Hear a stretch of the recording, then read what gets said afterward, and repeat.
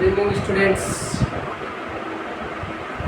कैसे हैं सभी? अच्छे होंगे मेरे हिसाब से सब। और आज हम बात करेंगे नेपोलियन कोड की, जिसे सिविल कोड के नाम से भी जाना जाता है। नेपोलियन कोड और सिविल कोड सेम है। नेपोलियन जो था वो फ्रांस का इम्पोर्टेंट रूलर के रूप में उभर कर आया था। आज हम उसके बारे में अध्ययन करेंगे।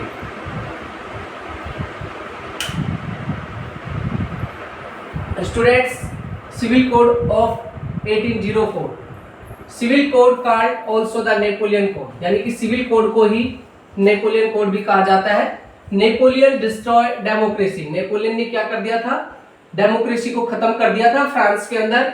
But he incorporated revolutionary principle by the introducing the civil code of 1804। कह रहा है कि इन्होंने जो प्रजातंत्र और लोकतंत्र को खत्म कर उन्होंने क्रांतिकारी एक संहिता, कोड जो था, संहिता थी, वो 1804 पेश की, जो came to be known as Napoleon code, उसे नेपोलियन कोड के नाम से जाना जाता है। ठीक है, यानी कि जब नेपोलियन ने लोकतंत्र को खत्म कर दिया फ्रांस में, उसके बाद में 1804 एक संहिता पेश की जो क्रांतिकारी वर्ग था, क्रांतिकारियों की सोच थी, और उसके अंदर उन्होंने जो चीजें पेश की उसे नेपोलियन कोड के नाम से जाना जाता है। तो बात करते हैं हम नेपोलियन कोड की क्या क्या विशेषता रही। नेपोलियन कोड क्या था? नेपोलियन कोड में क्या क्या बदलाव किए गए? नेपोलियन कोड किस प्रकार से सामने आया? नेपोलियन कोड के अंदर क्या क्या प्रमुख विशेषताएं हैं? नेपोलियन कोड किस प्रकार लोगों को रास आया? तो हम उसके बारे में बात करेंगे।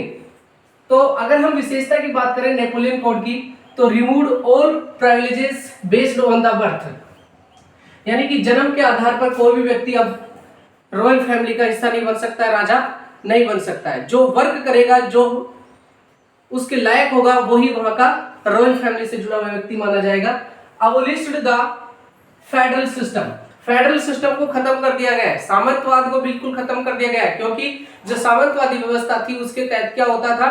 राजा कुछ कर लगाता था और सामंत अपने हिसाब से कर पेश करते थे, जिसके कारण किसानों को, फार्मर को बहुत बड़ा नुकसान होता था, क्योंकि जो फार्मर था वो इंटरकनेक्ट नहीं था सीधा रूलर से, इसलिए वो जो वहां के सामंत थे उनके अकॉर्डिंग टैक्स देते थे, और जो टैक्स होता था वो राजा के पास कम पहुंचता था और सामंत उसके अंदर पैसा बनाते थे। तो वह व्यवस्था उसने क्या कर दी? खत्म कर दी। Secured the right to property, यानी कि राइट टू प्रॉपर्टी उसको सिक्योर रखा, लोगों को दिया कि राइट टू प्रॉपर्टी क्या होती है। राइट टू प्रॉपर्टी आपकी खुद की रहेगी, इसके अंदर किसी का कोई हाथ नहीं रहेगा, किसी दूसरे व्यक्ति की प्रॉपर्टी नहीं रहेगी।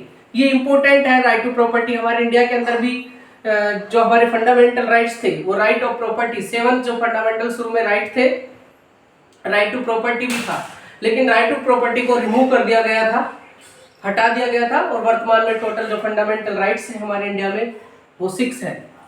तो students, secured the right to property. Next है रिमूव्ड गिल्ड सिस्टम, यानी कि गिल्ड सिस्टम को हटा दिया गया। गिल्ड सिस्टम क्या था? स्टूडेंट्स, गिल्ड सिस्टम वह सिस्टम था जिसके अंदर जो कारीगर्स थे और जो व्यापारी थे उनके बीच में इंटरकनेक्शन करना, यानी कि उनके बीच के अंदर एक संबंध स्थापित करना था, जिसके अंदर क्या होता था कि एक पार्टिकुलर एरिया, क्षेत्र होता था, उसके अंदर कारीगर और जो व्यापारी थे वो आपस में मिलकर काम करते थे। अगर दूसरा व्यापारी या कारीगर उसमें काम करना चाहता था तो उनकी अनुमति लेनी पड़ती थी, उसको डायरेक्ट राजा से अनुमति लेनी पड़ती थी वहां पर काम करने के लिए, क्योंकि अगर ऐसे कोई भी व्यक्ति बाहर से आकर वहां पर काम करने लग जाएगा तो वहां के जो लोकल पीपल है, लोकल जो कारीगर है, लोकल जो ट्रेडर्स है, उनको नुकसान पहुंचता था। इसलिए उन्होंने एक सिस्टम बनाया, एक संगठन बनाया, एक ऑर्गेनाइजेशन स्थापित की, जिसे गिल्ड सिस्टम का नाम दिया। ध्यान रखना, गिल्ड सिस्टम में क्या होता है? छोटे ट्रेडर्स और कारीगर्स जो होते हैं वो उस पार्टिकुलर क्षेत्र में काम करने के लिए डायरेक्ट राजा से परमिशन लेनी पड़ती है। ऐसे सिस्टम को क्या कहा गया? गिल्ड सिस्टम कहा गया।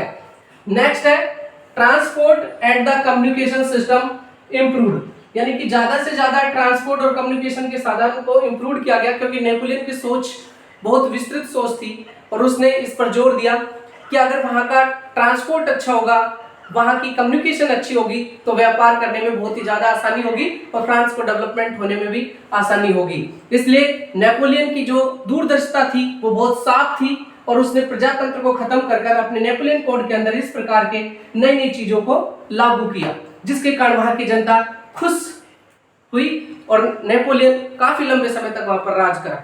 ठीक है, thank you, have a nice day. ऐसे ही इंपॉर्टेंट टॉपिक के साथ पूर्व क्लासेस केटीपी के साथ ज्वाइन रहें। हमारे चैनल को ज्यादा से ज्यादा सब्सक्राइब करें, शेयर करें, बेल आइकन दबाएं। बहुत बहुत धन्यवाद, thank you, have a nice day.